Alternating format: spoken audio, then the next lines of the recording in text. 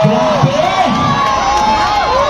Ang kasama na rin natin ngayon, nakikita na natin po sa mga oras na ito ang pagdating din ng ating admin, Nathaniel! Kanina, hindi ko na mabilang kung ilan ang kumurat sa puwet ko. Meron pa kanina si Lola, alam nyo, first time ko, nangyari po sa kampanya, si Lola nilaplak pa ako.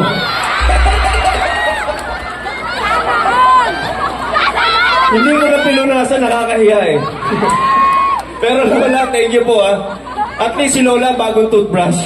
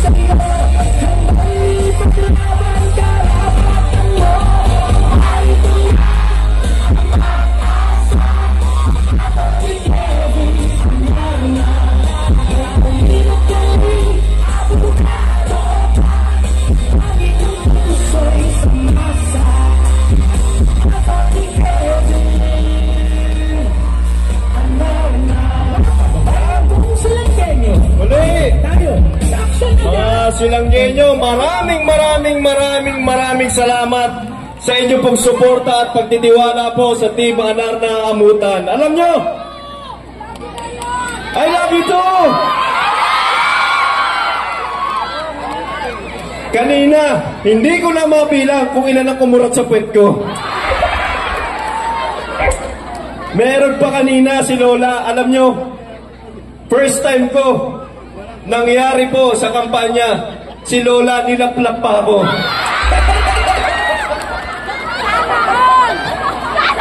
Hindi ko na pinunasan, nakakahiya eh. Pero Lola, thank you po ah. At least si Lola bagong toothbrush. Pero sa inyo pong lahat, maraming salamat. Alam nyo, walang sawang pagsasalamat sa inyo pong walang sawang suporta po sa Team Anarna Amutan. At sigurado naman, pangitang-pakita, kahit sino ang tanungin nyo, kahit sinong silanggihan nyo, alam naman po natin na sa darating na halalan ay si Mayor Kevin ang magwawagi at sa lahat nga ng pa-survey na ginagawa, kahit po sa pa-survey natin, yung pinakamalapit natin nakatunggali, kahit triplihin mo pa ang boto niya, mananalo pa rin si Mayor Kevin Anarna.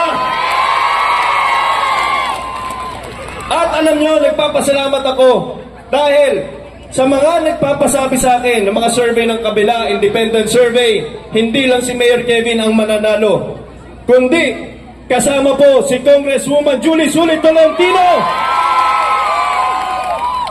At kasama rin ang Vice Mayor natin, Vice Mayor Makoy Amutan. Alam mo, natutuwa ako kasi sabi nila, sa survey po natin, kahit doblehin pa ang magiging boto ng pinakamalapit na katunggalin ni Vice Mayor, mananalo pa rin at mahihigitan ang boto ni Vice Mayor Makoy Amutan, pinakamalapit niyang katunggali. Kaya naman po, palakpakan po natin, Vice Mayor Makoy Amutan. At hindi lang yan. Hindi lang si Mayor Kevin ang mananalo sa bayan ng Silang. Hindi lang si Congresswoman Julie Sulit Tolentino ang mananalo sa bayan ng Silang. Pero, sa dalawang pa-survey po na binigay po sa akin, lahat po ng ating konsihal ay mananalo sa darating na halalan. Kaya naman, dito po sa mga babayan po natin sa Bayani o Metro Bulihan, eto na po ang pinakamagandang tsansa po na magkaroon po tayo ng boses sa Sangguniang Bayan na mula po mismo dito po sa Bayani o Metro Bulihan. Sana naman, suportahan po natin ang sarili pong atin. Mula po dito sa Barangay Banaba at Barangay Acacia, huwag po natin kakalimutan ang inyo pong kababayan, Konsehal Leo Mortel. At syempre, alam nyo, siguro naman hindi na namin kailangan mag-speech. Kanina sabi, hindi na natin kailangan mag-speech dito. Si lahat ng lumaten dito, alam ko mahal na mahal nyo si Mayor Kevin. At saka po yung buong lapian. Tama ba yun? I love you too! Alam nyo, dahil kahit yung kabila, alam siguradong sigurado na mananalo si Mayor Kevin. Alam nyo ang ginawa? Nag-file na lang ng disqualification case sa COMELEC si Carranza para hindi Mayor Kevin. Pero, dahil nasa likod po natin ang katotohanan at kakampi natin ang Panginoong Diyos, yung COMELEC sumulat po sa atin last week. Ang sinasabi ng COMELEC, yung final ni Carranza na disqualification case ay pinasura na po ng COMELEC. Kaya po sigurado na ang pagkaupo po natin sa darating na halalan. Yun na lang ang desperate move talaga ng mga kalaban natin, yung disqualification case. Kaso, kumampi na sa atin ang at sabi ko nga, pangita sa lahat na naging latag natin, kada barangay dito sa bayan ng Silang. Napakainit na pagtang nyo po kay Mayor Kevin. Diba kita-kita naman, bago, nyo, kapag maglalakad ka papunta sa gitna ng stage, aabutin ka na ng 10 seconds nun. Nasa harapan ka na ng stage. Ganon ginagawa ni Carranza, pagkakal siya 10 seconds na ang pinakagad sa harapan. Diba?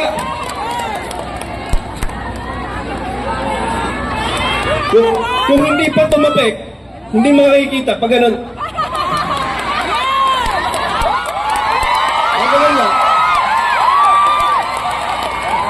Alam mo tayo, yung 10 seconds na yun, minsan inaabot pa tayo ng 20 minutes. Ganyan po, pangitang-pangita na ang pagmahal ng buong sambayanan. Sabi ko nga, hindi po kasi madadaan sa paninira kay Mayor Kevin, pakamahalin ka ng taong bayan. Ninira ang gawin mo, hindi ka makahalin. Kung gusto mo na mahalin ka ng taong bayan, dapat ang ginagawa mo, mahalin mo ang bawat silanggenyo. Tama ba yun? Kaya nangyayari kabaliktaran. Ang nangyayari, kung sino lang ang boboto sa kanya, yun lang ang bibigyan ng scholarship. Kung sino lang ang boboto sa kanya, yun lang ang bibigyan ng akap. Ako, kalaban kakampet, pag nakikita ko, niyayakap ko kagad. Lahat may akap. Diyan po tayo nakilala. Sabi ko nga, dito po tayo nakilala sa serbisyong walang pinipili. Kita nyo naman, dati-dati nagsimula po tayo. Nung hindi pa tayo nakupo, ang nagbibigay lang po, ang binibigyan lang sa senior citizens, PWD, pili lang, hindi nila lahat. Dati-dati, pag nagbibigay ng tulong pinansyal sa mga nag-aaral, pili lang. Dati-dati, kapag nagbibigay ka ng bag school supplies, pili lang, hindi nila lahat. Pero, nang simula po tayong umupo, nilahat natin, walang mayaman, walang mahirap, lahat ng senior citizens at PWD, binibigyan po natin ng tulong pinansyal. Ngayon, isasama rin po natin ang lahat ng solo parents sa ating bayan. Sino dito ang mga solo parents? Ba't biglang dumami solo parents? Kanina ba naghiwalay lang kayo? Kasi lahat ng solo parents, bibigyan natin ng libreng asawa. Yun lang. Ang gagawin natin, lahat ng balong lalaki, tsaka lahat ng balong babae, iraraffle na lang natin yan, ha? Pasensyahan na lang kayo kung kanino kayo mapupunta. Kasi pagkabunot ng pangalan nyo, diretso kasal kay Mayor Kevin. Wala nang bawian yun. Hindi, kung ano matatanggap ng mga senior citizens at PWD, yun rin po ang matatanggap ng mga solo parents natin. Diba? 2,000 mula sa munisipyo at 2,000 mula kay Congresswoman Julie Sulit Tolentino. Kaya tigpo 4,000 pesos.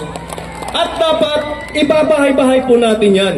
Ang nangyayari kasi ngayon, kailangan pumunta pa sa court yung matatanda. Yung ibang bedridden, pipilitin pupunta sa court para matanggap yung ayuda. Kaya nga senior citizens, kaya nga PWD. Dapat yan ang special na alagaan natin. Kaya nga po na pag-upo po natin, dinediretso natin sa bawat bahay ng mga senior citizens at PWD. Walang pahirapan. Alam nyo nga nung tayo, unang upo po natin, meron tayong public assistance center sa munisipyo. Diyan po kasi humingi ng tulong ang lahat ng mga sinanggenyo. Dati-dati, kapag humingi ka ng tulong sa munisipyo, papasa ka, ipapatawag ka after ilang linggo, minsan buwan. Bakit ganun? Kasi dapat kaharap mo muna yung mayor bago ibigay ang tulong. Babalik ka para kaharap yung mayor, yung mga politiko, sila magbibigay ng tulong. Iniba po natin yan. Pinabilis natin ang proseso sa tulong po ni Council Romy Toledo. Kapag nagpasa ka ngayon sa munisipyo, nung panahon po natin, hindi na natin pinapahirapan yung mga babayan. Kung pwede, mismong araw, binibigay na natin. Kaya po, pagkapasa mo ng papel, within 30 minutes to 1 hour, nakukuha na yung tulong pinansyal. Wala nang pahirapan sa mga babayan. Hindi na kailangan makita si Mayor para magbigay. Wala nang speech. Kasi po, priority po natin yung kapakanan. Mas gusto po natin, mas madali, hindi pinapahirapan yung mga babayan sa ating po mga programa. Baguhin po natin yung sistema ng politika. Katulad nga po niyan, alam nyo, si Mayor Kevin ay kinasuhan. Nasuspend po tayo. Pero, sa lahat po ng mga kinaso po sa atin, wala po kayo doon makikita na may overpricing. Sa lahat po ng kinaso po sa atin, wala po kayo doon makikita na mayroong korupsyon. Sa lahat po ng kinaso po sa atin, wala po tungkol sa pera. Saan po tayo kinasuhan? Dahil lang po sa dokumento na i-upload sa internet, yun lamang, puro dokumento lang ang hinahanap. Kaya pag napasa yung dokumento, wala na. Kasi wala namang korupsyon. Kung sa totohanan nga lahat ng pinapagawa natin na building, milyon-milyon ang natitipid po natin kumpara sa mga pinapagawa ng mga congressman. Diba? Meron bang korap na ganun? Na gusto mong milyon-milyon ang natitipid kumpara sa mga pinapagawa ng congressman?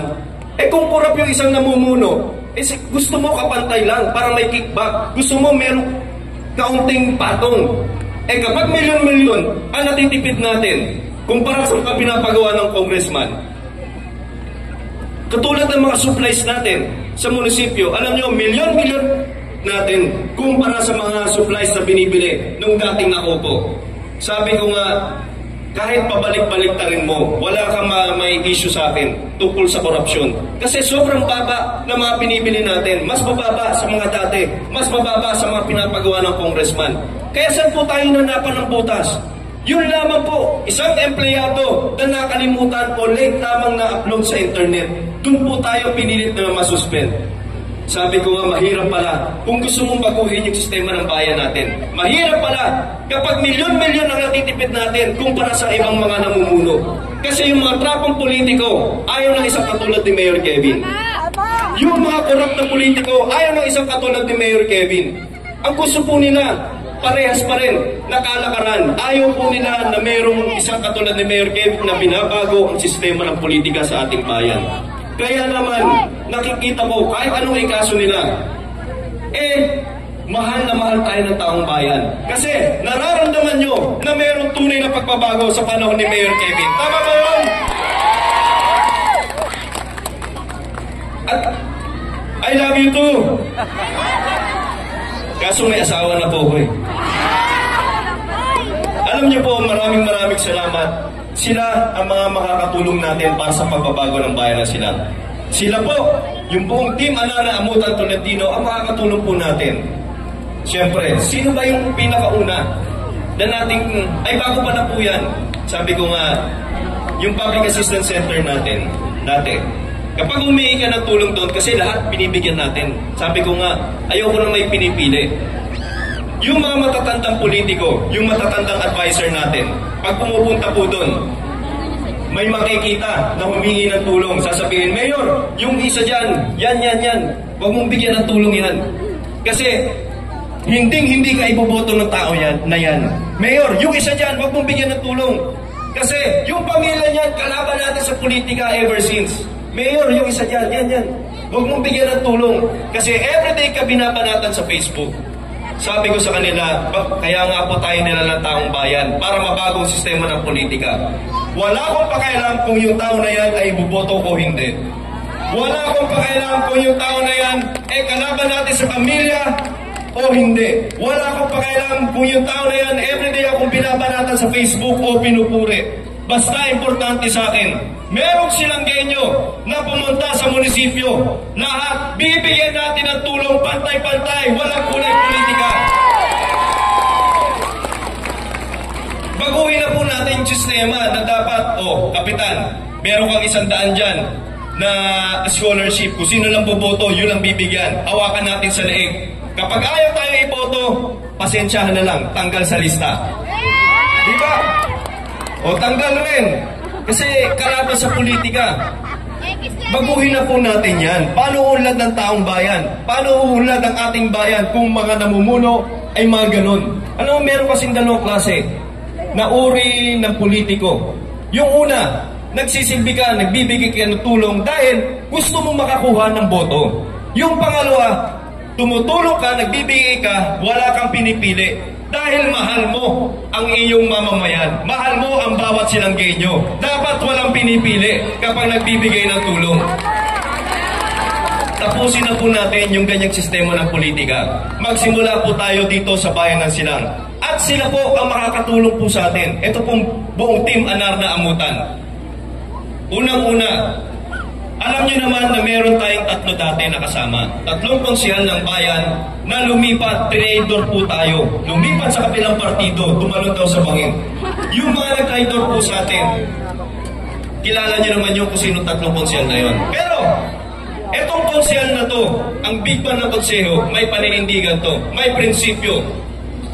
Kahit ano mangyari, kakampi po natin para sa pagbabago ng bayan na Silang. Siya po, ang naging kapitan po ng Barangay Pasong Langka. Naging ABC president natin. At naging konsyal ng bayan rin po natin to. Rick, na sa tulong po ninyo, babalik po siya bilang konsyal ng bayan. Ang big man ng konseho at syempre ang pinakabata sa aming grupo, Konsyal Noli Poblete!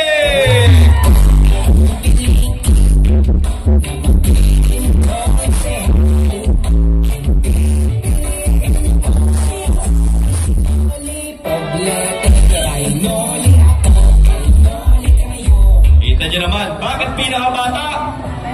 Kasi hanggang ngayon, hindi pa tumatangkad.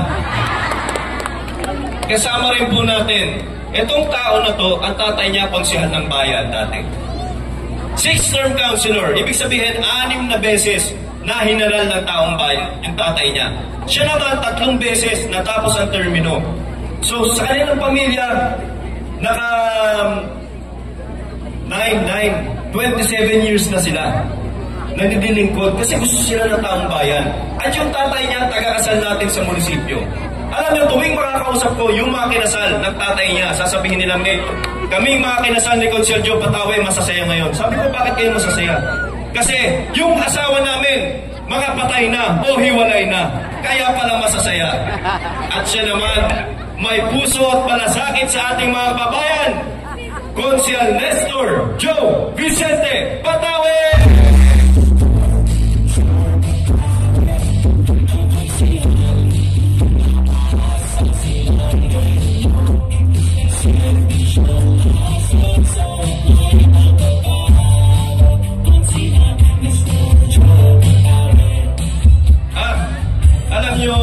Nung tumalon yung tatlo sa kabila, yung leader po tayo, yung tatlong tao na yun, siyempre magpupuno tayo ng konsehal. Nag-message sa akin, yung pura paroko natin dito po sa bayanan sila.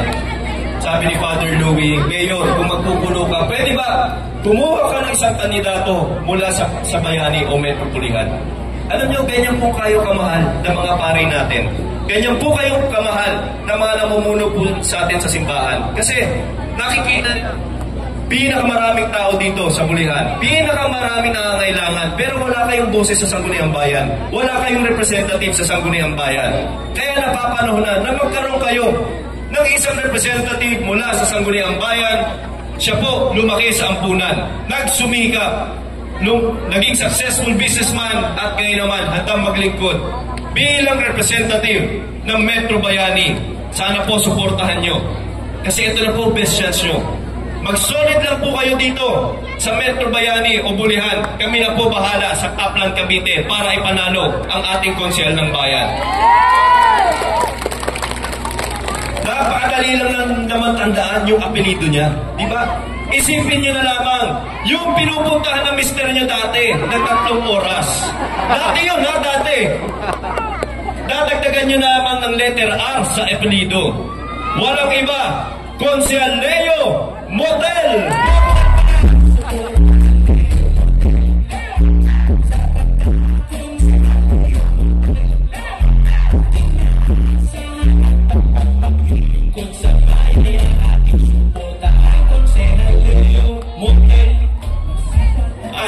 Etong konsehal na to, ang mahal na mga senior citizens at PWD. Alam nyo, kahit meron sesyon sa munisipyo, sasabihin niya, Kuya, a-absent muna ako kasi may pa-meeting ang mga senior citizens. Mas importante, maalalayan ko sila. Mas importante, makasama ko yung mga lolo't lola natin at mga PWD. Ganyan pong kamahal ng tao na to, ang mga lolo't lola natin at PWD. Siya po nga ang nag-akda ng ordinansa na nagbibigay financial assistance sa lahat ng senior citizens at PWD na walang pinipili. Ngayon naman, kasama na ang mga solo parents. Siyempre, Consiel Ivan Amota!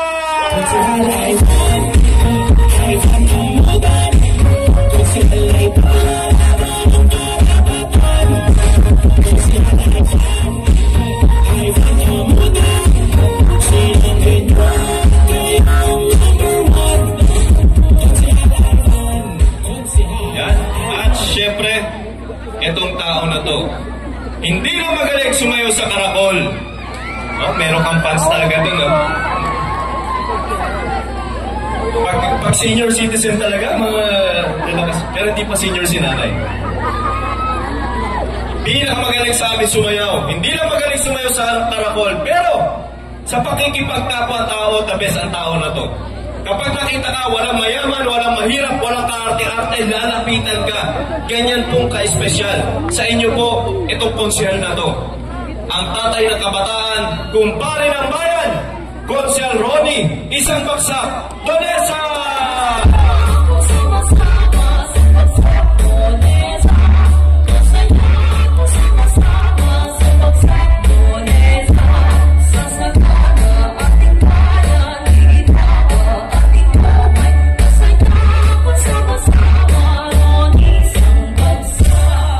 At kasama rin po natin ang action man ng bayan na silang Mr. PCSO, Mr. DSWD. Kahit wala sa pwesto, palagi tumutulong sa ating mga babayan, lalong-lalo na yung may problema po sa ospital o nangangailangan ng medical assistance.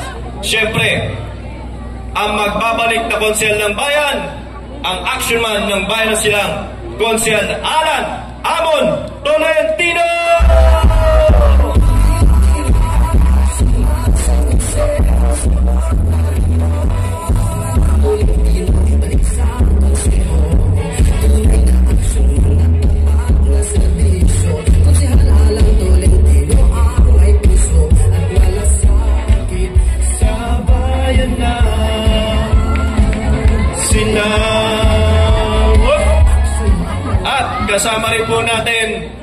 ito pong tao na to, ang Konsehal Sipag ng Bayan ng Silang. Naka-4 na beses po itong lumaban. Pero sa ika-4 na beses lamang po siya sunerte. Pero sinasabi ko nga, sa sobrang sipag at husay sa pagsisilbi, dapat pala, unang beses pa lang, binoto na natin. Sa taong nagpupursige, walang imposible. Konsehal Eric Coquiat Garcia!